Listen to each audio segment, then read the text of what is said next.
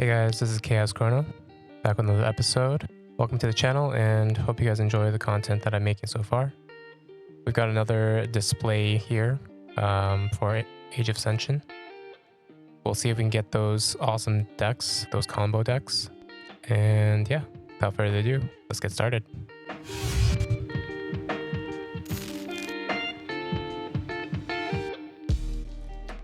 As we speed through opening these decks, let me plug my squad, Team ESP. We've got a bunch of Keyforge content up, so come check it out. Also, if you're looking for decks, hit me up or find me on Decks of Keyforge, also named Chaos Chrono. Now that everything's labeled, let's see what we got. Alright guys, moving on to the first deck, we have Robotic Cellar-Dweller Nathan. It's a Brobnar, Mars, and Sanctum deck. For Amber Generation, we have 11 pips, with support cards including 2 Mind Warpers, an Oath of Poverty with 4 artifacts. The generation on this deck is going to be fairly lousy, rating at about a 13. In terms of Amber Control, we have Screech Bomb, 2 Mind Warpers, 3 Oddbaits, 2 Take Hostages, and no cards for support really. So I'm estimating a Amber Control about a 7. There is no artifact control in this deck. For creature control, we have for direct removal, Pound, Rock Hurling Giant, Tixel Beambuckler, Containment Field, Mothership Support, Bloxam Spike, Zookeeper, and Extinction. Some supporting cards include the 2 Bingo Bang Bangs, Cowfine, Tremor, Relentless Assault, Agent Human, Shockworm, Amber Conduction Unit, Blinding Light, and Shield of Justice. All in all, pretty satisfied with the creature control, though the Mothership Support is very subjective to obviously your Mars board sticking around, and your Flotsam Spike is dependent on you having no creatures on the board. For speed, the only thing that might support that is Combat Pheromones, but nothing else is really going to help you cycle through or make things more efficient by being able to use it sooner. Arguments can be made for Gauntlet of Command as well, but that's really without a board. So overall speed, I'm just going to rate it at a 0. So some highlights of the deck include the amount of creature control, which is nice. Oath of Poverty with the 4 artifacts, so that can be a big jump in Amber. The Brobnar suite is definitely creature control focused, as it should be.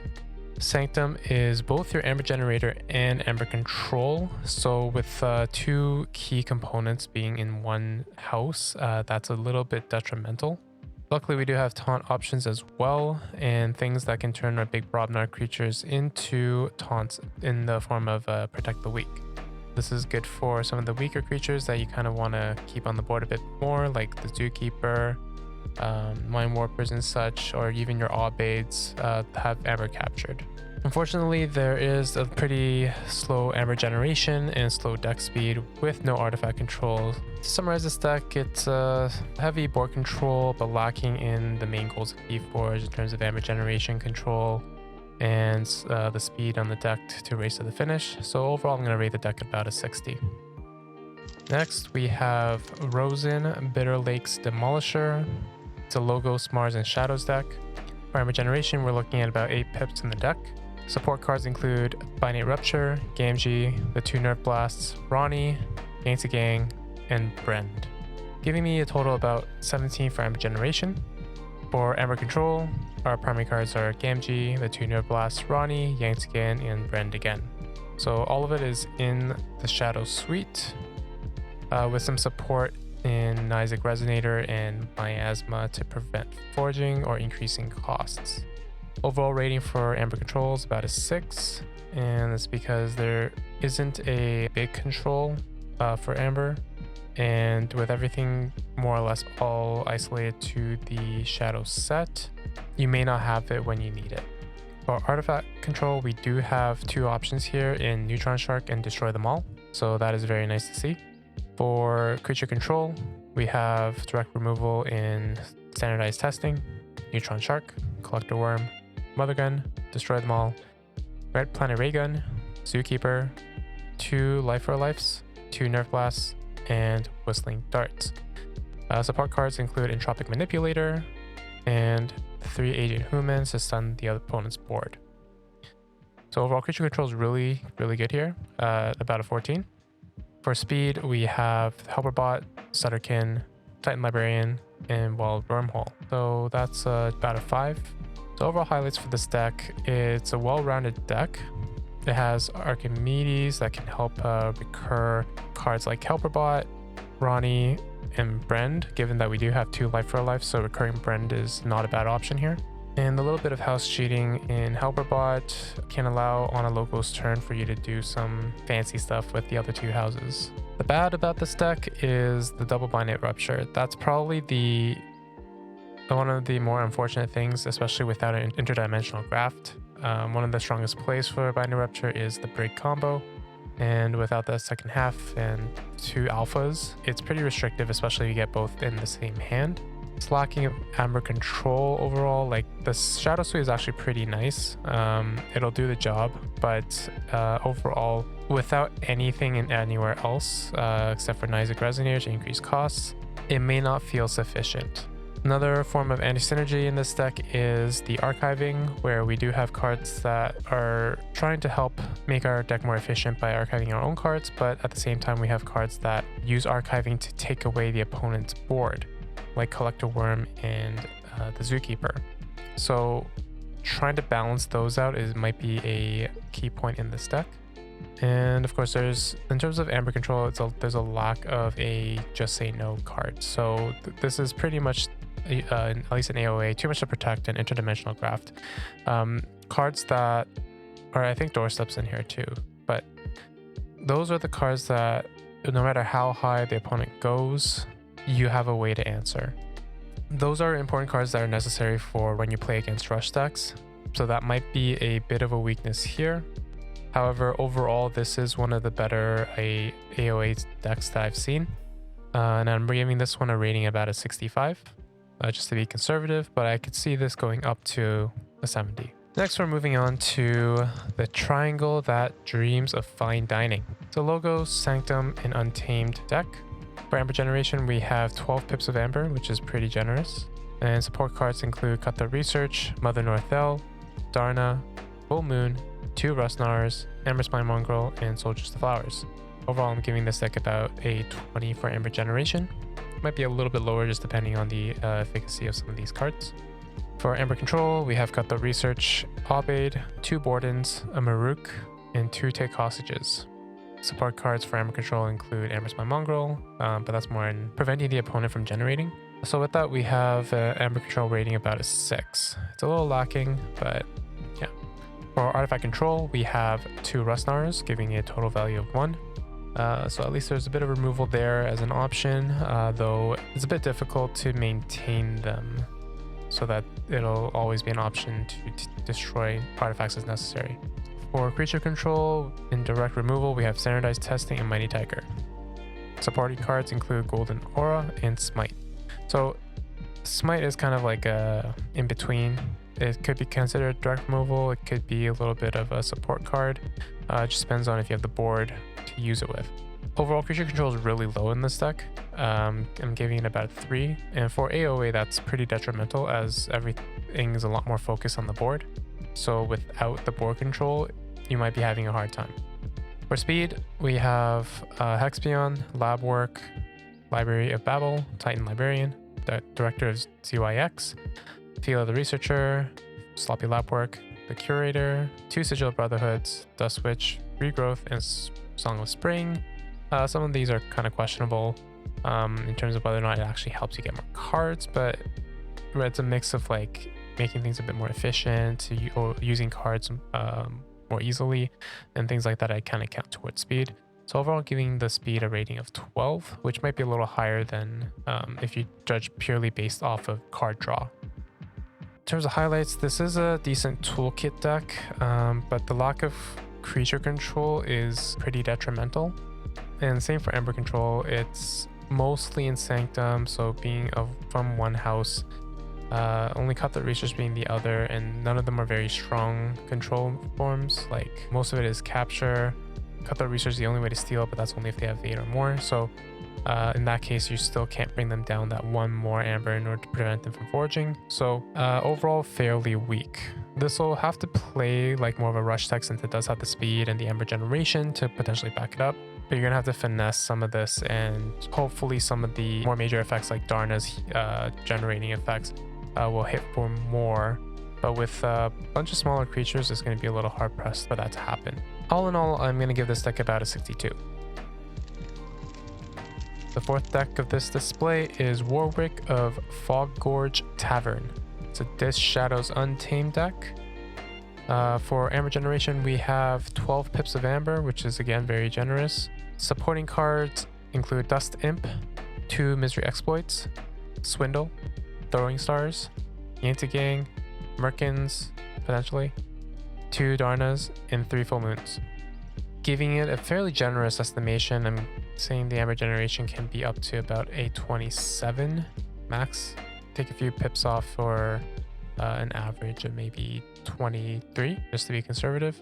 As for amber control, our primary cards are Lash of Broken Dreams, Pandemonium, Swindle, Yanta Gang, and our support cards include Silver Key Imp, Miasma, and potentially Merkins. Overall, amber control is a little on the lower end at about a 6. And again, no big swing cards. You're going to be more dependent on the Lash. Pandemonium is questionable given the number of creatures that are there, which we'll get into later. So overall rating for amber control is about a 6. Artifact control, there is none unless you happen to hit one off Merkins, so maybe a little bit there, but I'm going to rate it at a 0 first. For creature control, we have Unlock Gateway, Life for Life, Throwing Stars, Bone Rot Venom, Oubliette, and Save the Pack, with support cards including Persistence Hunting, giving it a rating at about an 8. For speed, we have Arise, 2 Exhumes, maybe Merkins, Regrowth, Song of Spring, and Witch of the Wilds. So overall, the speed rating I'm going to give about a 5. As for the highlights, we definitely have good amber generation in this deck. The Throwing Stars combo with Misery Exploit or Darna or Save the Pack is potentially useful, but since it's combining cards from different houses without any house cheating in this deck, that's going to be a little rough to pull off. In terms of the bad, we do have a very low creature count at 11. So where some of these cards are very dependent on having more creatures like Full Moon, Exhume that brings back creatures, Arise that brings back a house of creatures, and Pandemonium that does amber control based off your board presence. Having a low creature count is definitely anti-synergistic to all of these. So looking at the overall number, my original gut feeling is about a 65, but I have to lower it because of the anti-synergy in this deck. So I'll bring it down to a 62. Based off the cards here, the hands that I really hate to see are like triple Full Moon hands, and like very little to no creatures in Untamed. There's no archiving or anything like that we can really utilize to get those creatures. One setup that you could do is potentially if you have all your Untamed creatures dead, you get the Full Moons later and you can have the Arise. You can set that Untamed turn up.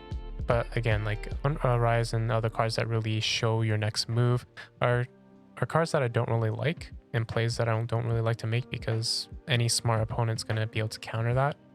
Worst case scenario, if you're playing against a Restrained Guntus deck or something like that, that can be very detrimental.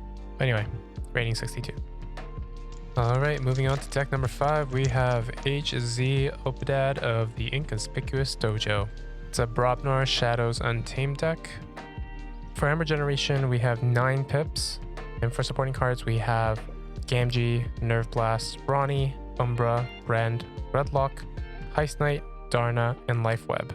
Conservatively estimating their overall gains, I'm going to rate the amber generation about 18. For amber control, we have 2 Grokes, a Pile of Skulls, Gamgee, Nerve Blast, Brawny, Umbra, Brand, his Heist Knight, and Life Web. Supporting cards include Gauntlet of Command only because we do have that Pile of Skulls. So overall, amber control is about a 10. Once again, there is no artifact control in this deck. For creature control, for direct removal, we have Bramo, First Blood, Pound, Nerve Blast, Whistling Darts, Bone Rot Venom, Save the Pack, and Mighty Tiger. Supporting cards include Into the Fray, 1/2 Punch since there's only one copy, Persistence Hunting to exhaust creatures, and Pampered Jaga to give our creatures skirmish, which would be very nice for our fight-based board and Amber control. Overall creature control, I'm looking at about a 10. For speed, we have Hidden Stash and I guess Song of Spring kind of counts, so I'll give a speed of about roughly 2. Now for the highlight section, we do have several good things here. We have Whistling Darts that can set up for a Darna Amber Generation play, or Whistling Darts into a Save the Pack play. We also have Heist Knight with 7 Thieves in Shadows. There's a pretty good chance that, you'll maybe hit half of that, steal 3 with a Heist Knight. Having that many Thieves is pretty nice, and having a brand that they might not necessarily want to kill is also good too for that purpose. Another good thing is Pile of Skulls with the 2 Gauntlet of Commands with 2 copies of Lawlip and Pampered Jaga to give creature skirmish. So best case scenario, all of that's on the board, and you've got invincible Brobnar fighters that are going to have their effect, or either be able to take out big things, or Growth can make your opponent lose Amber, and also then potentially may help you capture Amber with Pile of Skulls. The only bad thing here is for the Bren, there isn't an instant self-removal, so meaning there's no way to destroy it on the same turn that you play it. So you can't instantaneously steal that Amber back. Something that might be 1 turn away would be combining Bone Rot Venom and Nerve Blast. So that's 4 damage in, which can potentially take it out, but that's at least 2 turns. However, you can always do the second hit from Bone Rot Venom on a Brobnar turn using Gauntlet of Command to use Bren to fight. Or play Save the Pack and have the damage that's already on Bren kill him. So a lot of 2-step removal for Bren, but no single way of getting rid of him right away. Other than that, I think the numbers are pretty good. The Amber Generation is decent. Amber Control is fairly good, spanning all 3 houses, so there's always some tool at hand, though Lifeweb obviously is very situational and may not hit all the time. Not having artifact control, once again, can be a problem, but overall, it depends on your matchup. There's plenty of decks that are competitive that don't really utilize artifacts, so at least not to a crippling degree. And by which I mean like the game depends on the artifact being there or not. Things like Quixelstone decks, things like Heart of the Forest decks. But aside from that, this deck has legs and can perform. So overall, I'm gonna rate this deck at a 68. Pretty decent for an AOA deck. Next up, we have deck number 6, Blight the Dismally Sleek. It's a Brobnar Logos Mars deck. And for Amber Generation, we have 12 Pips of Amber, pretty nice. And supporting cards include Foozle, The Flex, Interdimensional Graft, Mind Warper, and Mars First. Giving me a total about 15 to 17 Amber Generation. I'm rating it 15 just to be conservative. For Amber Control, we have Interdimensional Graft, Mind Warper, and Shatterstorm. Overall, Amber Control just rate as 3. For artifact control, we do have Barehanded. Give it half a point just because it does remove it from the board, but that artifact can come back right away. So it's not nearly as great of a removal tool, but it does come with the Amber Pip, so okay. For creature control, direct removal, we have Flamethrower, Flamewake Shaman, Poke, Carpet Flotsam, Tixel Beam Buckler, and Sample Collection. Supporting cards include Tremor, the Grumpus set, maybe Osmo if you're playing against Mars, Agent Human, and Entropic Swirl. So overall creature control, I'm rating about a 6. Moving on to speed, we have Sound the Horns, Igor, Poke, 3 Wild Wormholes, ZOX Researcher, Feel the Researcher, Glixel Proliferator, and Mars First. Overall, I'm going to rate this about a 12 for speed. So looking at the highlights, there's plenty of speed and cycling, which is good given the other numbers are really average or low. So potentially recurring it a bit faster by cycling through a deck. It's unfortunately got low Amber Generation, control, and artifact control. Like all the other numbers are fairly low. So the speed really needs to kick in order for it to do what it needs to do. The unfortunate things of this deck, there's a Dreadnought with no good giants to target. And actually it'll potentially hinder some of the other giants depending on how you order your turns. For example, if Fuzel's your only other giant, then Drummernaut's going to end up returning him. And you can't use Drummernaut before Fuzel if you want to be able to reap with Fuzel to gain that extra amber if a creature gets destroyed. So you see the problems with this, right? Look, there's a Grumpus set without big Brobnar creatures or skirmish buffs from, like, let's say a Jaga like in the previous deck. So unfortunately these fights might get creatures killed on their own, so it's not valuable. It's only really good for chaining when the opponent has no board to chain like Reaps, which would be pretty fun. And we have the Flex with no Lollip, so that's pretty unfortunate. And I know all these things are in Brobnar, but overall the deck doesn't feel like it has too much going on for it. Logos is doing its job speeding things up, so that's good. There is an interdimensional graft, which is useful, but everything else considered, it's a mixed bag of things that really can come together if it's situationally necessary, but otherwise it's hard to kind of build a game plan around it, you know? So overall for the deck, I'm going to rate it about a 55. Moving on to deck number 7, we have Dame K Slenderphantom. It's a Dis Logos Sanctum deck. For Amber generation, we have 10 Amber pips, with supporting cards including Misery Exploit and Be Gone. So not too much generating here in this deck, at about a 12 total. For Amber control, we have Anguish, Pandemonium, and Borden the Redeemed. Supporting cards include Cermeros, Amber Imp, and Archimedes. Archimedes in the sense that you can bring back the creatures that provide Amber control. So yeah, all in all, fairly weak since there's only 3 cards that provide some sort of Amber control. That's as much of a rating as I'll give it, a 3. For artifact control, we do have Crazy Killing Machine, so there is a way out for that, but again, it's randomized, meaning it has to be your Logo's turn to use it. You gotta trigger it by discarding a card of the house that you need to destroy the artifact of. So in all likelihood, you're gonna need to do that off of your opponent's deck. Yeah, not the greatest artifact control, but at least it's there. Creature control, we have for direct removal, Banish, 2 Spiders, Standardized Testing, Crazy Killing Machine, and Be Gone. Supporting cards include Bloodshard Imp, Life Ward, Lion Boutrum, 2 Golden Auras, 2 Hallowed Shields, and 2 Shield Justices. So creature control totaling about a 6, and that's possibly being a little bit of an overestimation. For speed, we have Yerk, 3 Labworks, Archimedes, Wild Wormhole, Brain Eater, Sloppy Labwork, and Doom of the Martyr. So bringing the speed value about a 9. Highlights of the deck, there is Amber Protection in this deck, which is nice in this with the Vault Keeper, as well as a key cheat in Redacted. So a way to kind of catch up assuming they can't deal with the artifact, and a way to protect your Amber, which is pretty nice. Lots of archiving within Logos, which can give us some of those bigger turns with a specific house. With so many archiving options, there can be too many in one turn. So looking at Logos, if you get a turn with all 3 Labworks, maybe even the Sloppy Labwork on top of that, that's going to be a little rough to play with, because you're going to end up archiving your archiving cards, and that's just not helpful for anybody.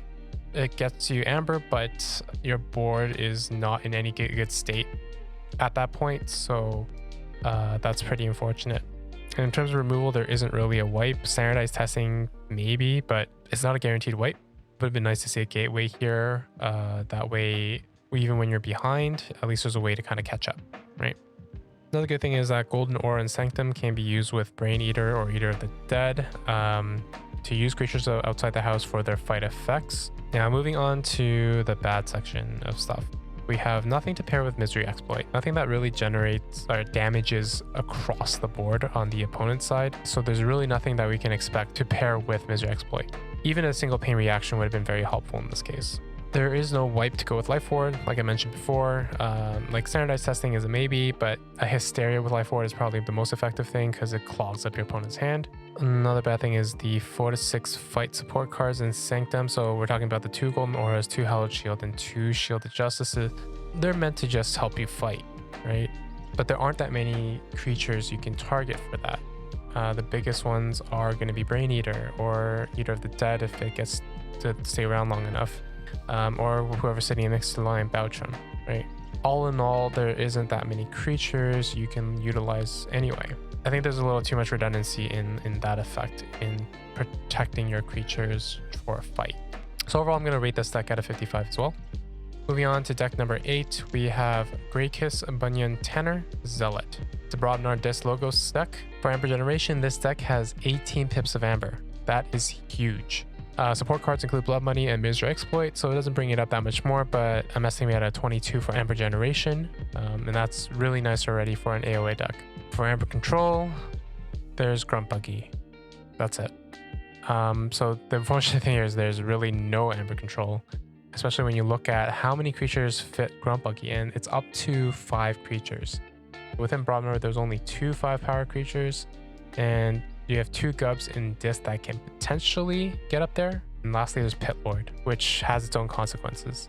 All in all, it's you can treat this as essentially having no Amber Control, because the only thing you can control is cost, and it's a double-edged sword.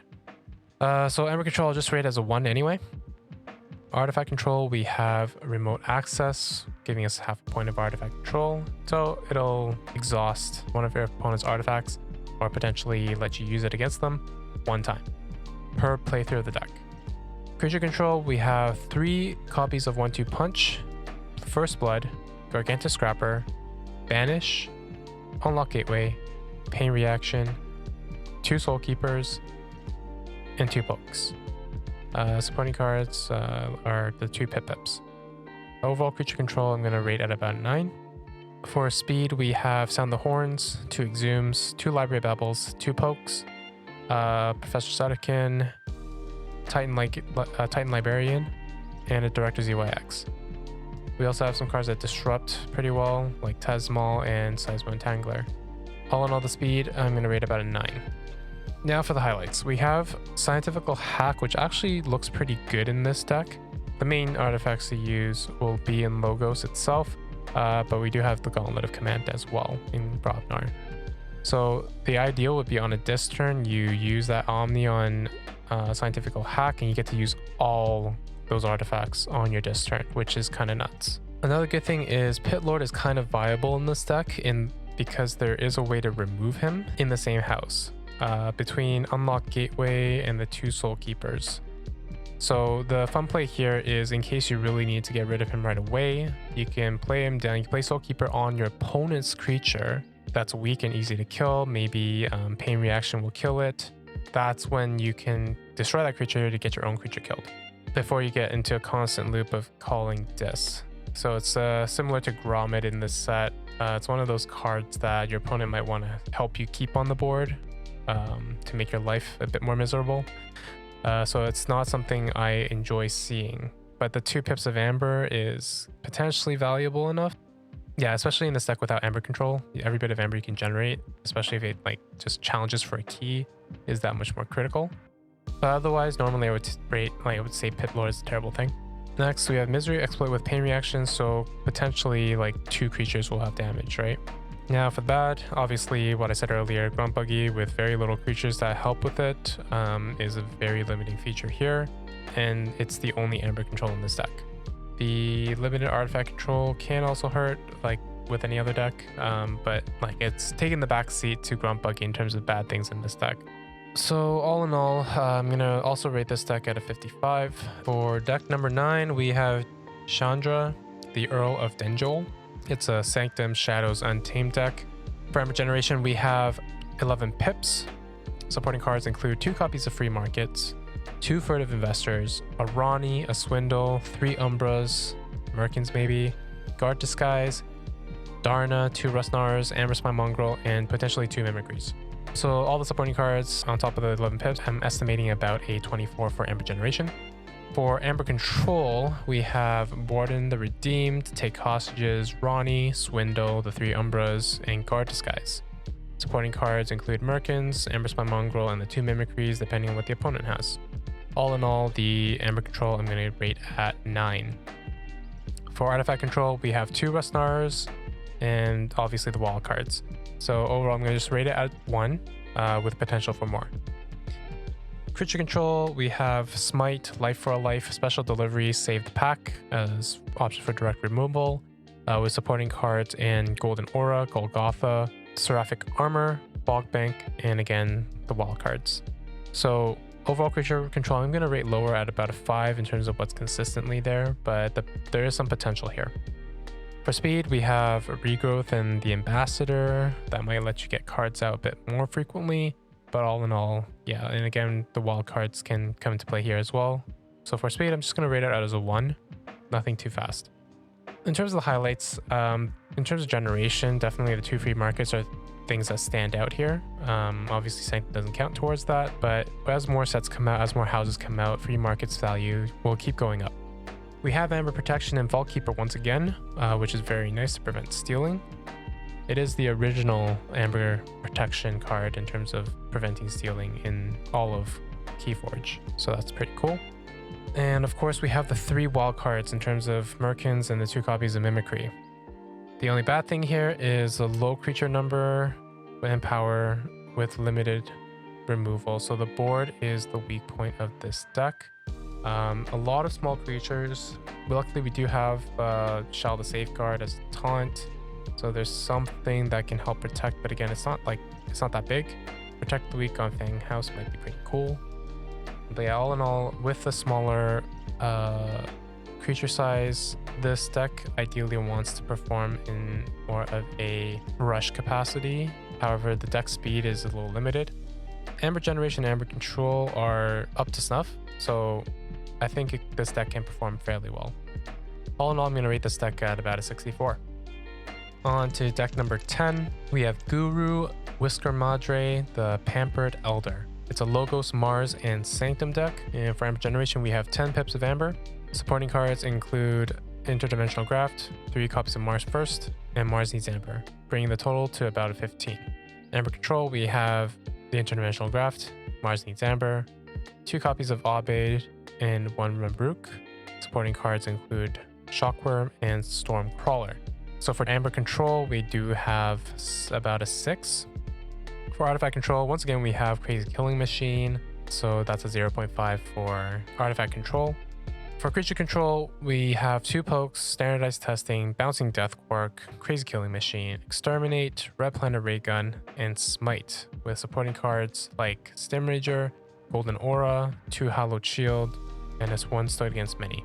I'm going to rate the Creature Control in around an 8, but can be a little bit higher than that based off the performance of some of these cards. For speed, we have 2 Helper Bots, Library Babble, 2 Pokes, Brain Eater, Director ZYX, Research Smoko, 3 copies of Mars First, and the Ambassador, bringing the speed up to about a 12. And for highlights, Hallowed Shield luckily works pretty well with the 1 Stood Against Many and the Smite, so it'll keep your creature alive. And your main targets are creatures like Brain Eater, Stim Rager, or Maruk. Similarly, Golden Aura can work in place of Hallowed Shield. We also have Red Planet Ray Gun with 6 Mars creatures, and with the Mars First, that can combo up really well to manage the board, and that's why, again, Creature Control is potentially higher than an 8. The unfortunate things of this deck, we have widespread power levels, which doesn't combo well with the 1 wipe in this deck, which is Standardized Testing. So our own highs and lows, like the Helper Bots and Brain Eater, might be the victim of our own wipe. We have a below average number of creatures, so Bouncing Death Quark can potentially hurt ourselves more, as it's most effective when you have more creatures than your opponent, especially ones that you're willing to get rid of for the time being. Or if you had Archimedes, you could immediately archive. That would be nice too, but we don't have an Archimedes.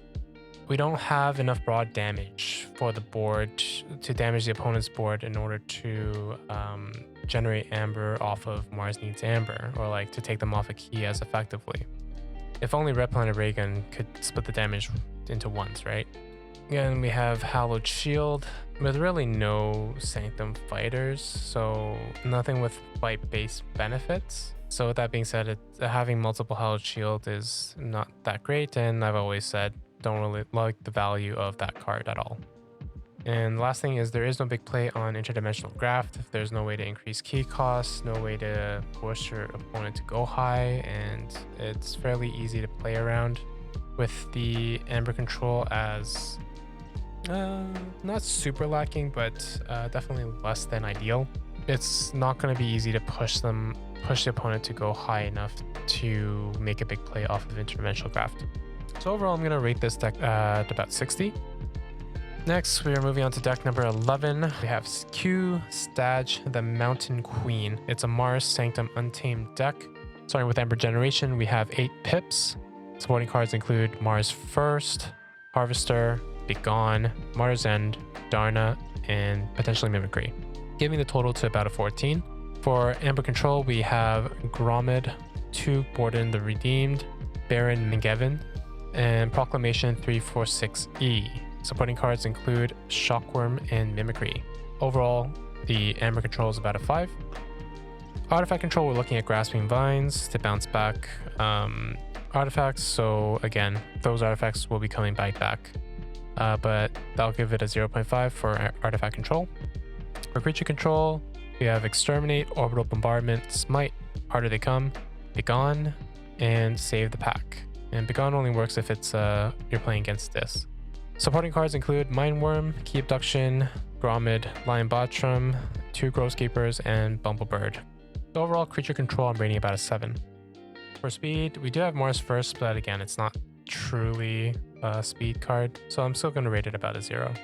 Highlights of this deck, we have Triple Fixed Finger, which gives a lot of armor to the 2 Martians in this deck. Well, I mean to each other, and then the 2 other Martians in this deck, which is pretty limited. We have Exterminate with Gromid in our kit, so we could destroy any creature that's under 10 power. We have Orbital Bombardment with Key Abduction, which is pretty nice to bring back all those creatures if everything was on the board. We have 8 creatures, and that could be 16 damage to throw on the board, which is pretty big. Speaking of Key Abduction, I did mention it in Creature Control and as well as a supporting card, but especially if you're playing against Mars, it's bouncing all Mars creatures back to their owner's hands, not just your own. We have Hallowed Shield with Smite.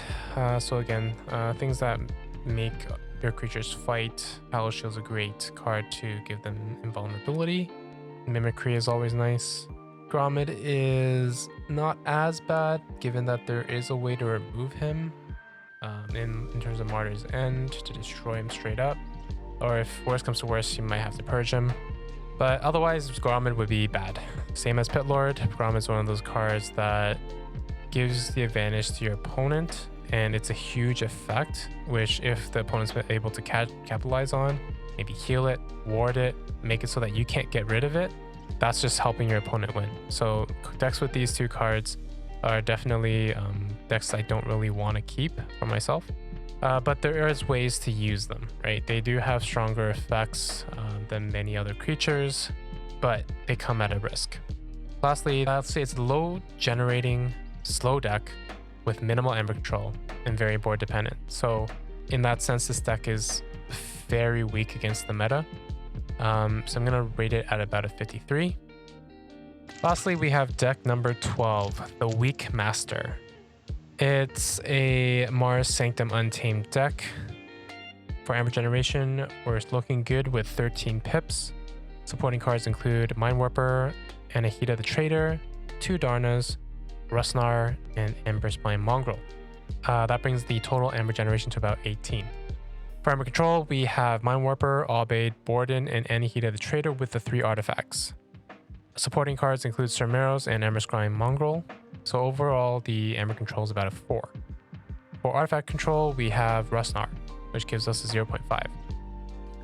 For Creature Control, we have 2 Carpet Flotsam, 2 Mother Gun, Sample Collection, Smite, Spirit's Way, and 3 copies of They're Everywhere. Supporting cards include Agent Human, 2 Shockworm, 2 Blinding Light, and Radiant Truth to stun the board. So So overall creature control, I'm rating about a 12. For speed, we have Glimmer and Gravit Cycle, with some disruption in the 2 Shockworms and Fog Bank. So overall speed, I'm gonna rate about a 1. It could be like 1 or 2 really, but just rated a 1. Highlights, we have Think Drone that can pair well with Darna to repeat her play effects, but there isn't really a way to guarantee damage on our own side, so that's going to have to depend on what opponent they're playing against, whether or not that's a combo that you need to focus on. Anahita with 3 artifacts, all of them in Mars, and all of them relatively useless, unless they have Mars as one of their houses. So that's pretty good, and you have Rustnar that might be able to destroy them to bring them back to your side. So like if there was a bit more artifact control in this deck, removal and stuff, that would be really sweet. That'd be a really nice combo to like side game almost to play in this deck, but that's not quite there. We have plenty of board control, but unfortunately Carpet Flotsam is not an ideal type of board control. We do have a decent number of creatures, so we want to hold the board, but Carpet Flotsam is dependent on us not having a board. So either early on in game as your opponent's still getting started, or if they're a board heavy deck and you just kind of ignore your own creatures to a degree, then Carpet Flotsam can really shine. We have Ember Generation and Pips, but it's a slow deck, so we're not going to be able to cycle through. And yeah, it's a Pip heavy Ember Generation, so without cycling faster, it's more difficult to actually generate Ember. And up to this point, we've seen a lot of decks with Untamed that have saved the pack without many ways to damage the opponent's deck. Unfortunately, this time we get all the damage methods, but no save the pack. So 3 copies of They're Everywhere, which is a bit unfortunate. And there's no Misery Exploit or anything to pair with that either. So yeah, just a bit unfortunate to see. The Ember control is also very limited and situational. So with all that in mind, I'm going to have to rate this deck in the 50s as well, in around 55 as well. So that concludes all the decks within this 3rd display. Still haven't found the deck I'm looking for, but there was 1 or 2 decks in this box that looked like it had potential. Again, I'm going to scan them now and see if my estimations line up with DOK's estimation, and we'll go from there. So thank you guys for continuing to support me in this channel, and by watching, by responding in comments to say what's good, what's been enjoyable, what's bad, what needs improvement. Definitely listen to all of you guys, and hopefully this content helps fill a space that we all kind of need content for. So anyway, yeah, hope you guys enjoyed. If you did, please consider liking and subscribing to help support the channel, and stay tuned for more Keyforge content. As always, be kind and happy forging.